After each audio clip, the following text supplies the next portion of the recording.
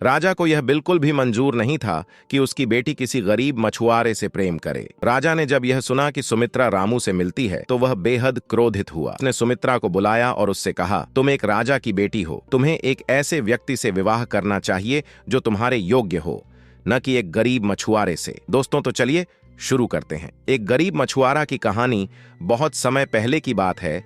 एक समृद्ध राज्य में एक राजा राज करता था। राजा के पास अपार धन संपत्ति थी, पर उसकी सबसे बड़ी चिंता थी उसकी बेटी की खुशी। उसकी एक ही बेटी थी जो साधारण कपड़े पहनने और आम लोगों के बीच रहना पसंद करती थी। राजकुमारी स्वभाव से बेहद सरल और दयालु थी, लेकिन राजा को यह पसंद नहीं था कि उसकी बेटी इस तरह सामान्य लोगों के बीच रहे।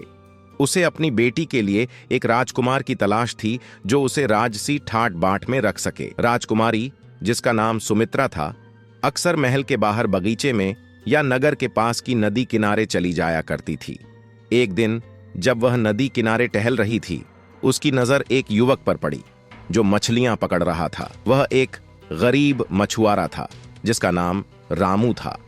रामू अपनी मां के साथ एक छोटे से झोपड़ी में रहता था। उसकी जिंदगी बेहद कठिनाई भरी थी, लेकिन वह मेहनती और ईमानदार था। सुमित्रा को रामू की सादगी और उसके काम करने के तरीके ने बहुत प्रभावित किया। वह उसके पास गई और उससे बातें करने लगी। रामू ने पहले तो आश्चर्य किया कि राजकुमारी उससे बात कर रही है, लेकिन जल्द ही दोनों में एक दोस्ती पनपने लगी। सुमित्रा ने रामू से मछली पकड़ने के बारे में बहुत कुछ सीखा और धीरे धीरे उनकी दोस्ती प्यार में बदल गई। दोनों की बातें, हंसी मजाक और एक दूसरे का साथ उनके जीवन का एक महत्वपूर्ण हिस्सा बन गए थे। लेकिन इस प्रेम कथा में एक बड़ी मुश्किल थी। राजा को यह बिल्कुल भी मंजूर नहीं था कि उसकी बेटी किसी गरीब मछुआरे से प्रेम करे। राजा ने जब यह सुना कि सुमित्रा रामू से मिलती है तो वह बेहद क्रोधित हुआ। उसने सुमित्रा को बुलाया और उससे कहा, तुम एक राजा की बेटी हो, तुम्हें एक ऐसे व्यक्ति से विवाह करना चाहिए जो तुम्हारे योग्य हो, न कि एक गरीब मछुआरे से। लेकिन सुमित्रा ने राजा से कहा, पिता, सच्चा प्रेम धन या प्रतिष्ठा से नहीं होता।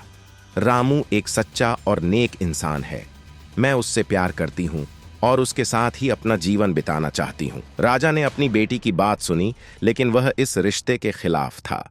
उसने रामू को पकड़वाने का आदेश दिया और उसे महल में लाया गया। राजा ने रामू से कहा, तुम एक गरीब मछुआरे हो, तुम मेरे राज्य की राजकुमारी से विवाह करने के योग्य नहीं हो।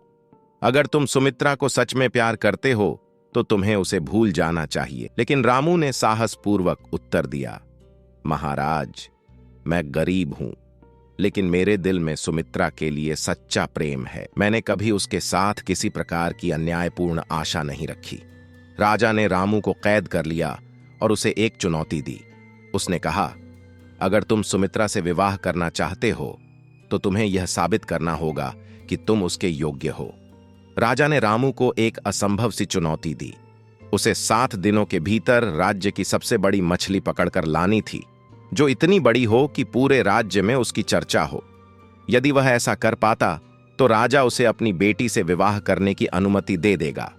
रामू ने यह चुनौती स्वीकार कर ली, भले ही उसे पता था कि यह कितना कठिन होगा। वह रोज नदी में जाकर मछली पकड़ता, लेकिन उसे कोई बड़ी मछली नहीं मिल रही थी। 7 दिन बीतने वाले थे और रामू के पास केवल 1 दिन बचा था। सुमित्रा इस दौरान हर दिन उसकी हिम्मत बढ़ाती और उसे विश्वास दिलाती कि वह यह चुनौती जीत सकता है। आखिरकार 7वें दिन रामू ने पूरी ताकत से नदी में जाल फेंका। वह कई घंटों तक मेहनत करता रहा, लेकिन कोई बड़ी मछली जाल में नहीं आई।